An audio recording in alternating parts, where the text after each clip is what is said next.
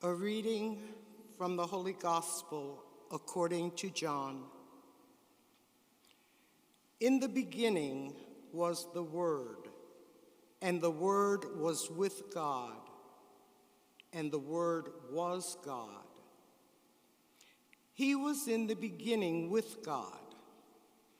All things came to be through him, and without him nothing came to be. What came to be through him was life, and this life was the light of the human race.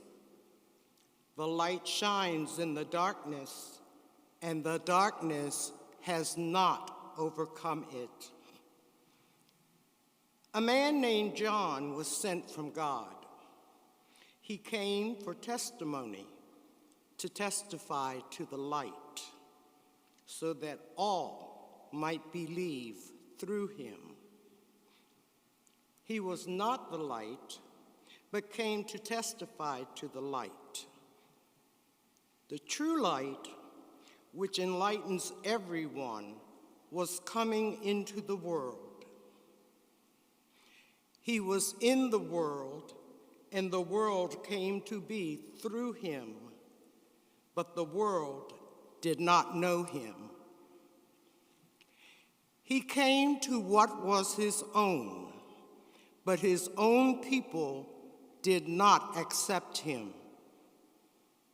But to those who did accept him, he gave power to become children of God, to those who believe in his name, who were born not by natural generation, nor by human choice, nor by a man's decision, but of God. And the Word became flesh and made his dwelling among us, and we saw his glory, the glory as of the Father's only Son, full of grace and truth.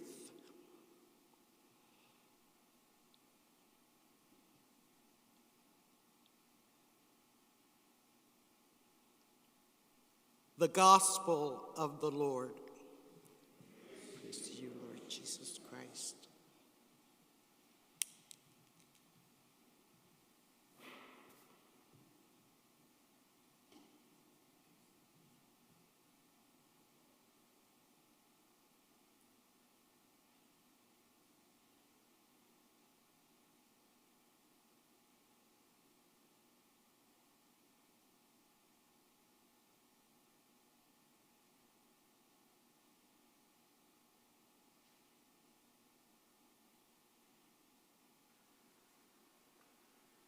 We want to thank Harvesta for sharing the word of the Lord today with us. And I want to thank all of you for being here. And for those who are live streaming, I want to thank you. I don't know if you might have heard. I know that Father Mike didn't have a microphone at the beginning, so he wanted to thank you for all joining online. And I want to thank you all as well. I think most, if not all of you, know who I am, but just in case there's some watching online that don't know who I am, I'm Brother Javier, and I'm the deacon here at the parish. Don't worry, I won't be taking any shots at you during this 3 minutes. Or at least I'll try not to. Let's put it that way. I don't know. Maybe the Holy Spirit might inspire me otherwise. But I really appreciate you being here, and I really enjoy being here. And just to try to share a little bit of wisdom. I don't know, I don't feel myself being that wise, but at least share some of the thoughts that I've had. Let's put it that way. And I want to thank you for saying yes and being here, and giving yourselves an opportunity to dig deeper into our faith, to get deeper into this Lenten journey and being here and giving yourselves an opportunity and see how God might be speaking to us here these 3 nights, at least tonight. And as the song well goes, and as I just mentioned, journey, that's the word for these 3 nights. If anything, it's going to be a journey. And we're going to be talking about the journey of the incarnation and how we as Franciscans look at that journey of the incarnation. And you might ask yourself, well, what is that Franciscan flavor that might come in? Well, when it comes to the incarnation, a lot of times, and most of us might think of the birth, right, of Christmas and that birth of Jesus. However, for us as Franciscans, we have a tradition that we learn from St. Francis that comes from our founder, from St. Francis, that tells us that the incarnation is much more than just the birth of Jesus, more than just that Christmas day. And this Franciscan tradition is that the incarnation is actually God's plan from the beginning. As John writes in the reading that we just heard, thanks to Harvesta, and that we hear every Christmas morning or every Christmas day, in the beginning was the Word, and the Word was with God, and the Word was God. So God inspired John the Evangelist to assure us that God intended to be present in His creation from the moment He began creating it. First and foremost, because of His love for us, because of God's love for creation. That love that God has for us, for God's creation, is such that from the beginning, God wanted to become flesh, to become one of us, human.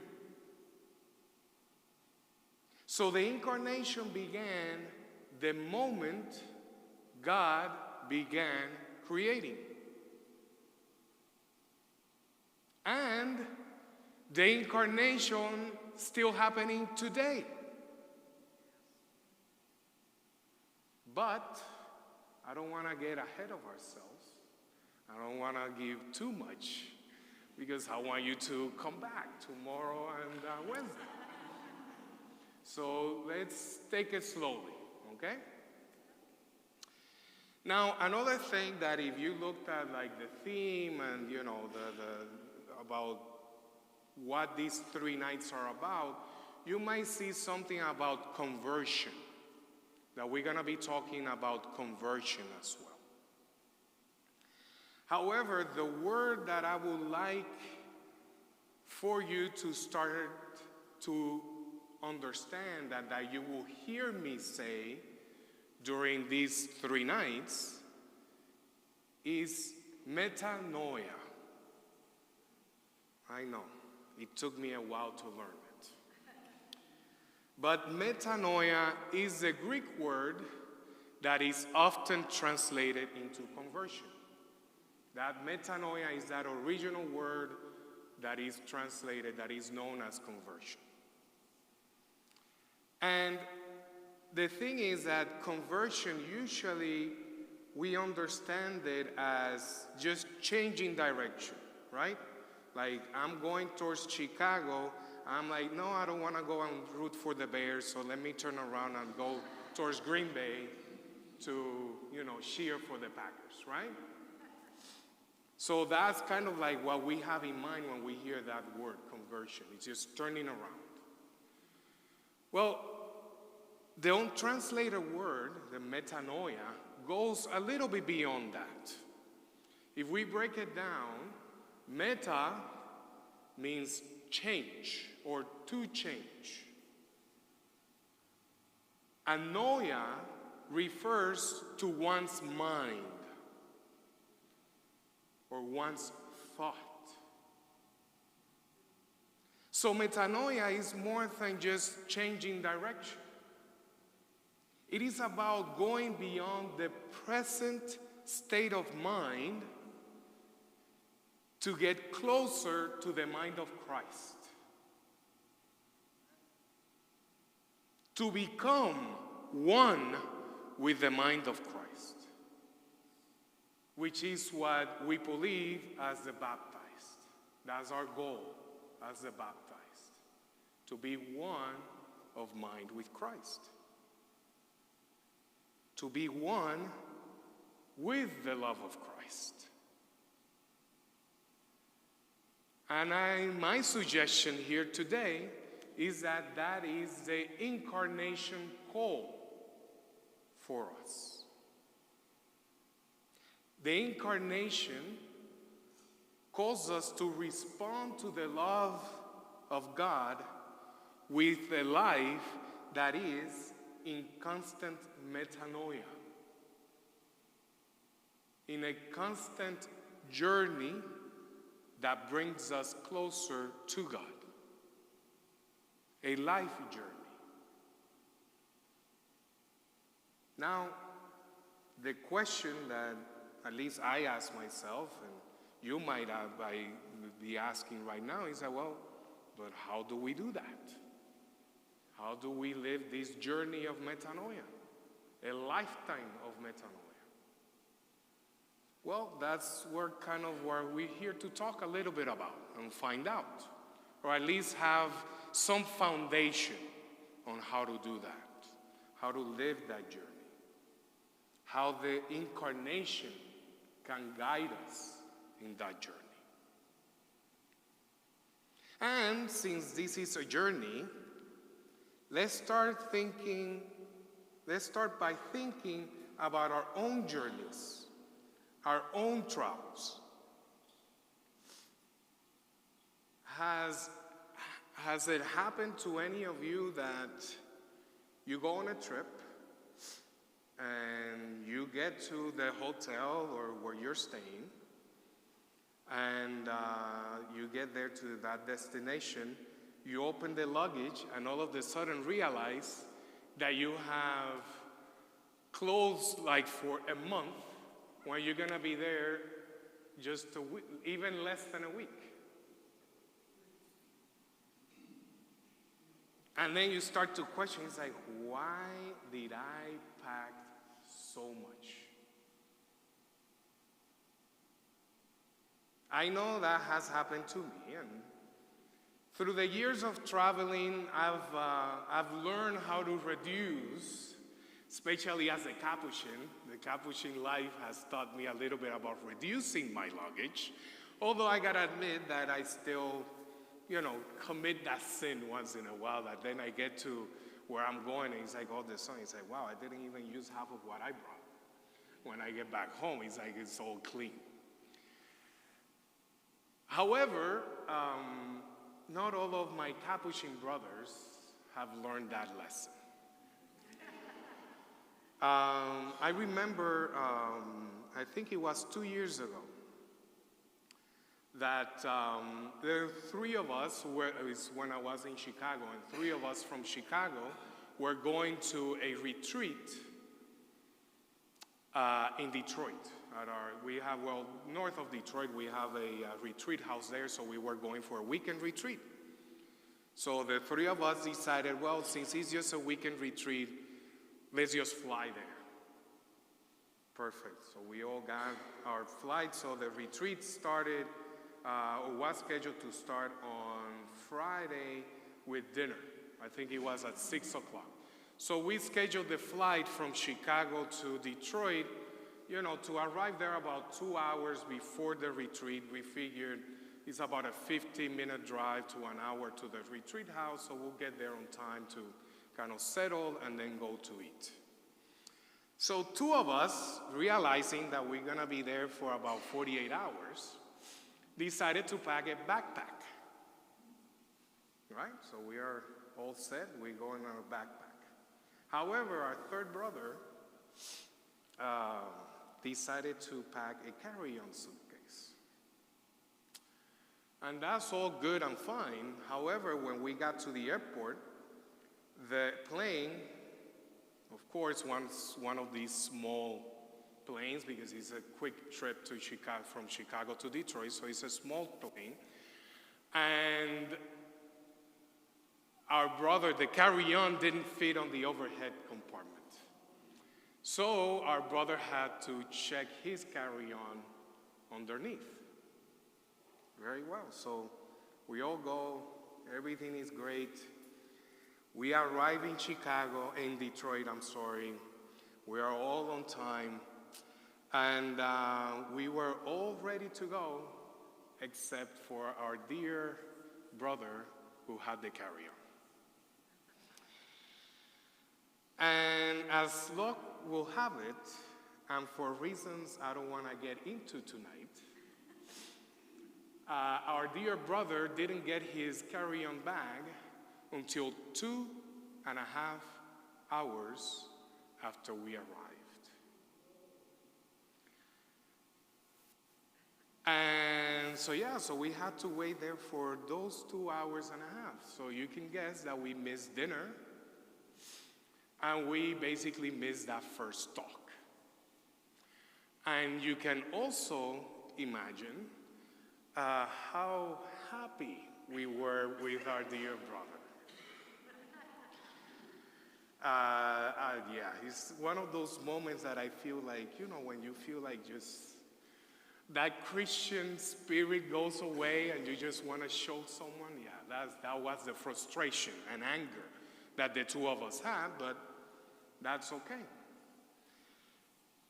So this story is one that tells us about the art of learning how to have just enough in our bag. Just enough in our life. To be able to enjoy every moment that God has for each one of us. To be able to enjoy every blessing that God has in store for all of us every day. That is a very simple lesson that we can learn from the birth of Jesus. From the story of the incarnation and God's love as being revealed in the manger. The story of a love so poor and humble that reveals itself as a little baby. Just continue to use, I like to use imagination, so I will ask you a lot to use your imagination. So continue to use that imagination. And imagine God making his trip to his creation with nothing packed. No clothes, no toiletries, absolutely nothing. Quite the opposite. God decided to come as a baby who depended on Mary for 9 months and then needed the support of Joseph and Mary for survival. Here is God giving everything God is to become the most vulnerable and powerless human being. A little child who is dependent on other people for everything. This is known as the self-emptying of God. The self-emptying love of God. And this is what John wrote about in the gospel as part of the incarnation story. He started with creation, but then he continued on what we just heard. And that we, again, hear every Christmas day. The Word became flesh and made his dwelling among us. This refers to the complete emptying of God to reveal to us, to all of creation, God's poor and humble love. Again, imagine giving up everything you have, all the power that you might think that you have, to become vulnerable and powerless because of how much you love someone. And because you want to make your love known to that someone. I see a lot of parents and grandparents here today. Maybe you can understand and can relate to such love.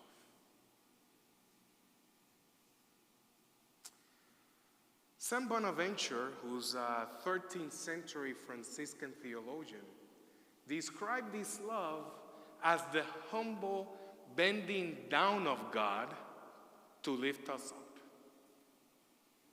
Like a parent bends down to pick up a beloved child who's in a crib or who's on the ground, just like that parent, that grandparent, bends down to pick up that child. That is that self-emptying love of God.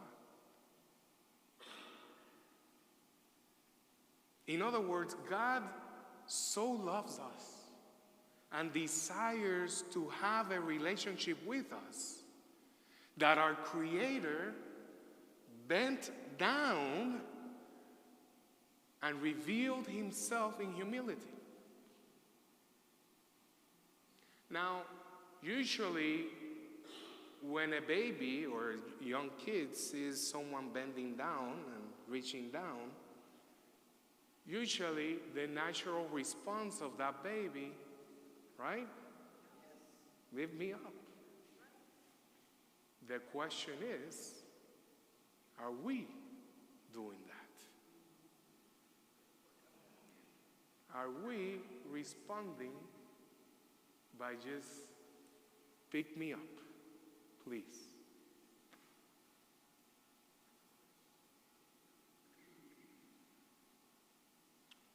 In Jesus, in the person of Jesus, God leaves everything behind and comes as poor and as humble as he could to embrace us.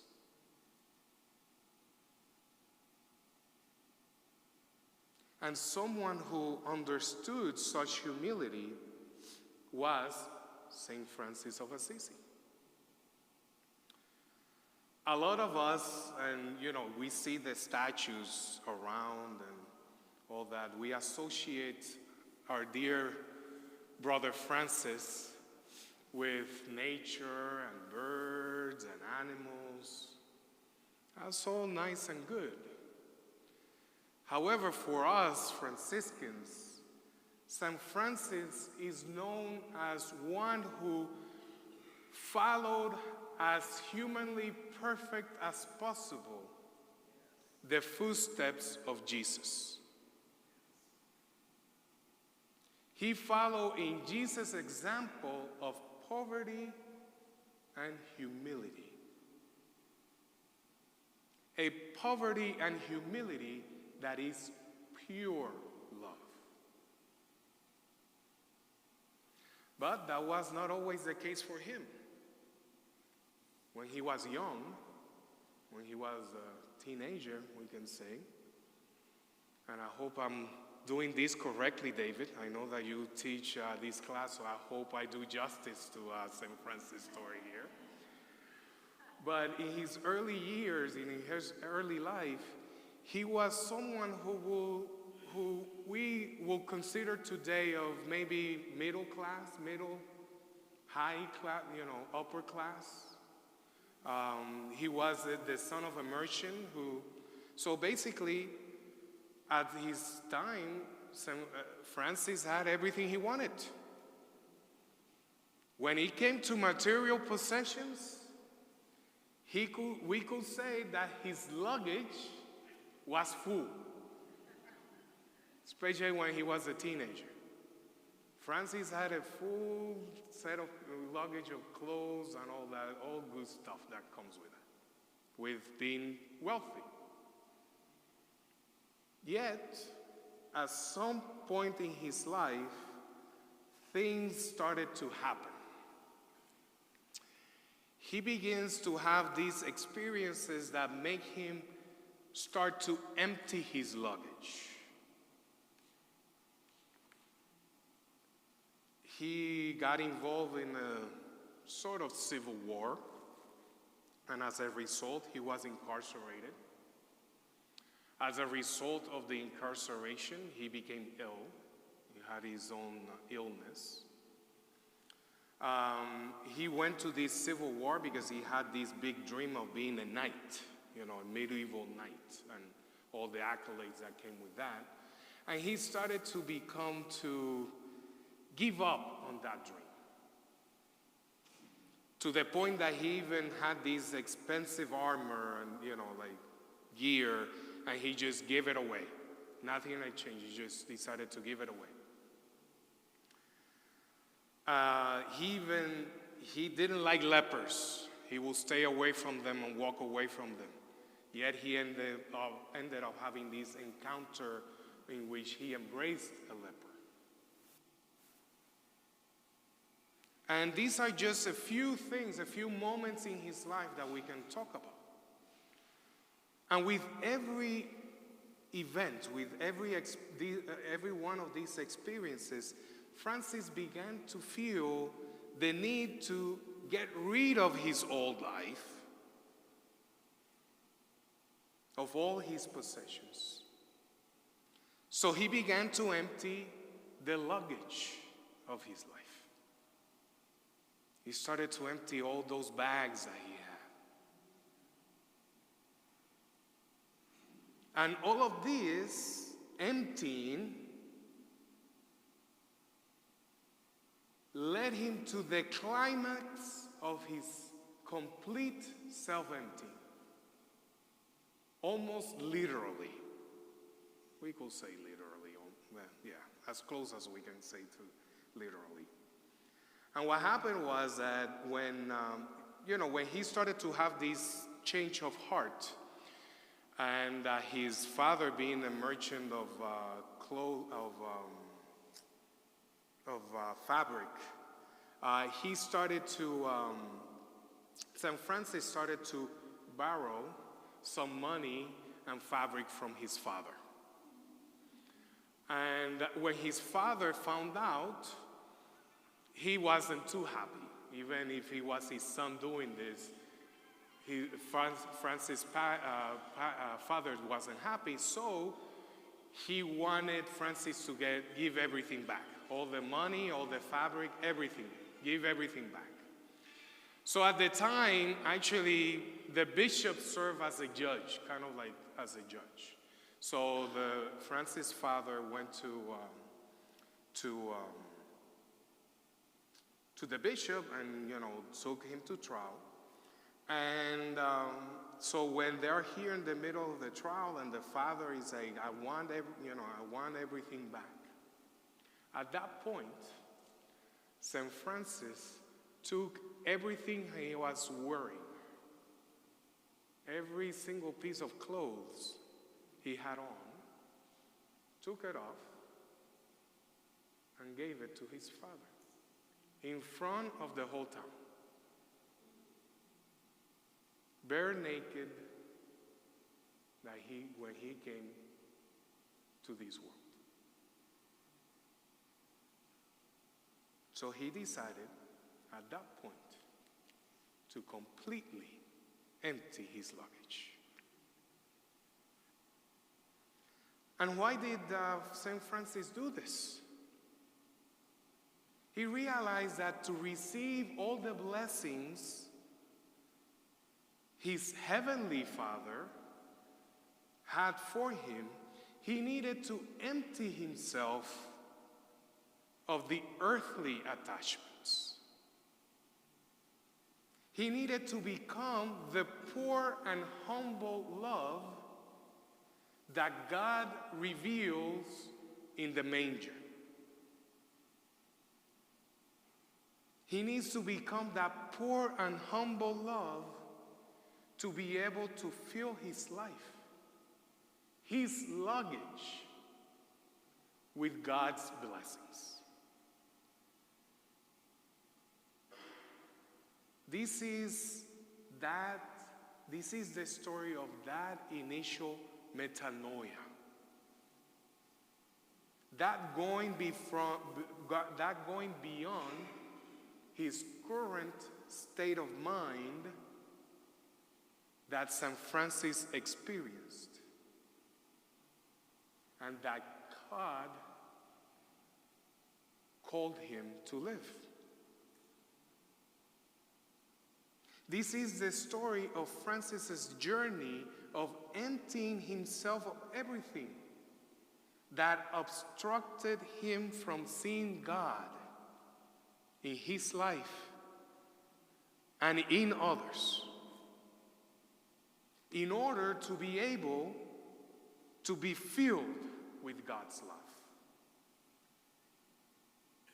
And not only to be able to be filled with God's love, but to share God's love with others. And this is what metanoia is all about.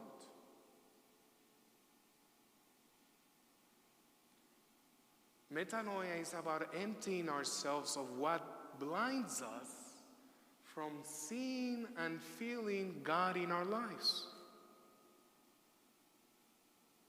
It's about emptying our baggage of life. So then, God can bless us and open our eyes to a new perspective, to a new state of mind. A new perspective that is open to receive God's love and God's blessings. As Christians, this is the invitation that our Creator gives us in our baptism. But it doesn't stop at baptism. We also receive, confirm that call, that invitation in confirmation, in the Eucharist. All these sacraments, all this Christian life that we live is an invitation to this life of metanoia. This life of emptying ourselves so we can experience the poor and humble love of God that then fills us with His blessings. But this is not a one-time thing. Nope. This is an invitation of a lifetime of metanoia. And St. Francis continued to be an example that this is a lifetime journey. Even though he became, he had this moment throughout his life, St. Francis constantly experienced his luggage being filled with followers, still today, with thoughts, even human desires. So through the rest of his life, he was constantly taking inventory of what was filling up his luggage, his bags, to then empty it, to empty his life, to empty himself, and be able to have some room for God's love and blessings. St. Francis was a living example, or is a living example, of a lifetime of personal metanoia. And like St. Francis, there is many other people who are example of how embracing the poor and humble love revealed in the manger leads us to a life of metanoia and an openness to God's love and blessings. And tonight, I want to bring another person into this conversation. I want to talk about another one of these holy people. And since I'm a Capuchin, and there's quite a few of us here tonight, I'm a little bit biased to the Franciscan saints, especially those who are Capuchins. And it doesn't hurt that this person is a Wisconsinite. So he's a local boy. And I would like to talk to you about Bernard Francis Casey, or better known as Blessed Solanus Casey. Similarly to St. Francis, Solanus Casey was not necessarily following a holy life when he was a teenager, a little bit of young, but he actually was known for being a hard worker. And he had a lot of different jobs. He was a lumberjack. He was a hospital orderly. He was a prison guard. He had all these jobs. And the one thing was that with each one of these experiences, he began to let go of earthly things. He began to empty his luggage. And then for him, his climactic moment was when he was working as a streetcar driver, operator up in Superior. And that moment that led him to a complete emptying of himself was witnessing the murder of a young woman right in front of him as an operator, right in front of the streetcar he was conducting. It was that moment that finally allowed Solanus to completely let go of all his attachments and become open to God's love and blessings. Be open to God's call to serve. It was this life of metanoia that allowed him to complete his studies when he was told that he was not capable. So this was a lifetime, just as St. Francis, it wasn't just that one moment. He continually made inventory of his luggage and continued to empty himself, to empty and see what was bothering him, what was filling his luggage, so he could make space for God. And like I said, that allowed him to complete his studies, even though our dear Archdiocese of Milwaukee Seminary didn't think that he was capable of. And even the Capuchins weren't too keen on him either in terms of how smart he was. It allowed him also to accept the label of a simplex priest. We might not see that much anymore, if at all, but a simplex priest could not listen to confessions or preside over a sacrament of reconciliation, and could not preach in public. Yet Solanus Casey was able to accept that thanks to that self-emptying, to that life of metanoia. It was what allowed him to be a humble porter most of his life, answering the door at the monastery in Detroit.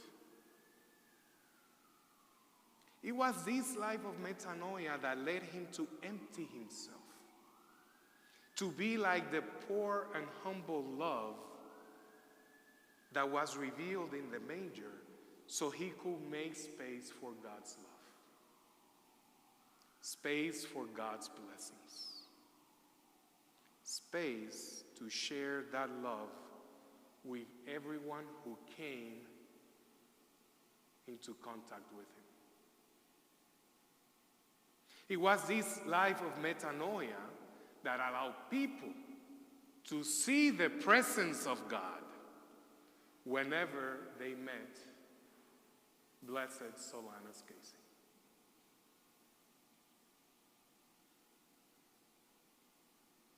When we reflect on the life of Solanus, as well as the life of St. Francis and many other holy people, we get an idea of how the love revealed in the incarnation through the birth of the Son of God calls us to a personal life of metanoia.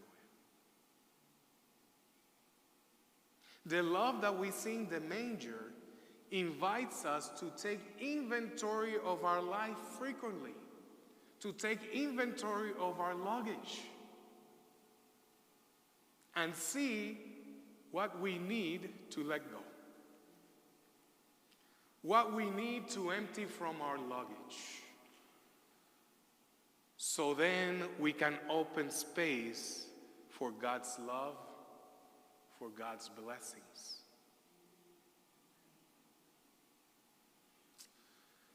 As we continue this journey towards Holy Week, in these last few weeks of Lent, believe it or not, we're halfway through Lent. It's like this is going fast. But we still have half. That's the good news. We still got time to be back to those fasting that we said that we were going to give up. I haven't been very faithful, so that's at least I have 3 more weeks to do it. But as we continue this journey through Lent, these last few weeks of Lent, and as we prepare to enter Holy Week, Jesus is inviting us to become poor and humble like him. He invites us to be poor and humble like him so we can let go of whatever attachments we might have, of whatever it is that blinds us from God, from his love. And then we can let God's blessings fuel us and open us to a new state of mind. So my invitation for you this evening is to give yourself some time to take inventory of your life. Take some time tonight, throughout the day, tomorrow, just some time, and check your luggage. and see what you need to let go of. See what are those attachments that you want to let go. That you want to let go because of your desire to make space for God. Because of your desire to lift up your arms, asking that father, that mother, to pick you up. And that is the first step to have a life of personal metanoia. Checking your bags and seeing what needs to be let go. So that's your invitation for tonight and tomorrow. And as Mother Teresa said, the more we empty ourselves, the more room we give God to fill us. So as we move now to the blessing, we're going to have a blessing, a service, a blessing with relics. And as we move towards those that blessing with the relics of Blessed Solanus Casey, this might be a good moment for each one of us to pray for the intercession of Blessed Solanus Casey. To pray to follow his example, emptying ourselves and living a life of metanoia that opens us up to be filled with God's blessings.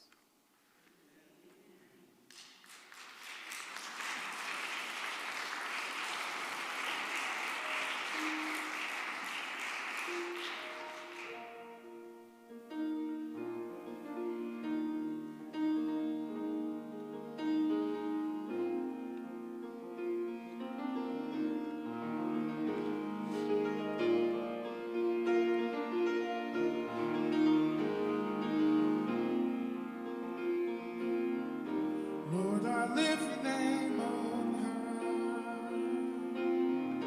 Lord, I love to sing your praises.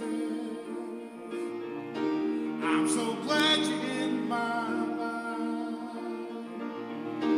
I'm so glad you came to save us. Lord, I lift your name on high. Lord, I love to sing your praises. I'm so glad you're in my life. I'm so glad you came to save us. You came from heaven to earth to show the way. From the earth to the cross, my debt to pay. From the cross to the grave, from the grave to the sky. Lord, I lift your name on high.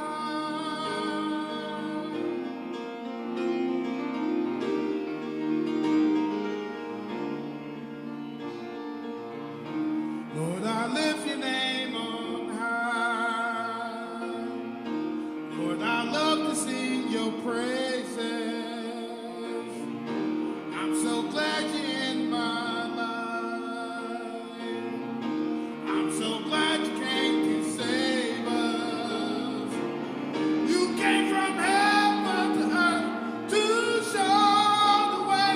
From the earth to the cross, my debt to pay. From the cross to the grave, from the grave to the sky.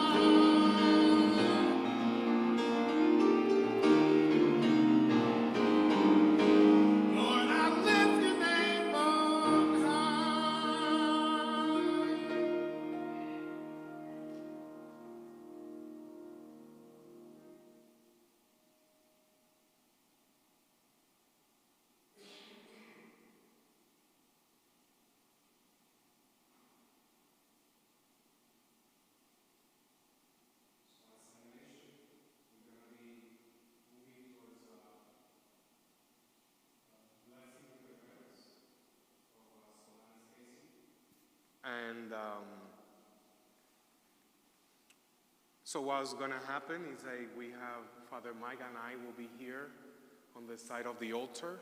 And those of you who wish to receive a blessing with the relics, which, by the way, just to mention, this is actually a very long tradition of us Capuchins to offer this, especially in the monastery with, when Solanus was there, he was known for, loving to do this.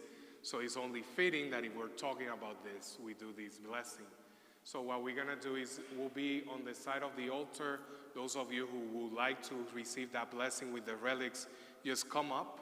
You can tell us what you want to pray for, what is the intercession that you might be asking for from Solanus. And then we'll give you the blessing after we listen to you. We'll give you the blessing with the relics at that moment, and then you can just go back to your seats, okay? And while do that, Sam will accompany us with some music that he so much loves and creates. So if there are no questions about that, then Father Mike and I will begin the blessing with the relics. Thank you.